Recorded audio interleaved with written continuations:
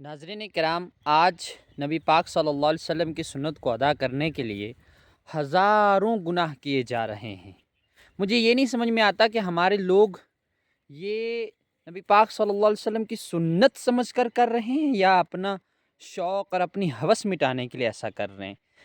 अमल तो यही बताता है कि सुन्नत रसूल समझ कर के नहीं ये किया जा रहा है, बल्कि अपनी हवस को मिटाने के लिए ऐसा किया जा रहा है। अगर आप सुन्नत रसूल को अदा कर रहे हैं तो मुझे बताइए कि ये हराम काम आप क्यों कर रहे हैं? ये काम करने से आपको क्या मिलेगा? क्या ये काम बग़ैर ढोल के नहीं हो सकता?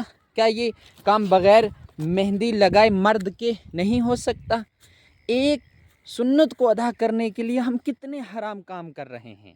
खुदारा शादी कीजिए, सही उम्र में कीजिए, मगर हराम कामों का इर्तिकाब करके अपनी और अपनी नस्ल की ज़िंदगी बर्बाद मत कीजिए।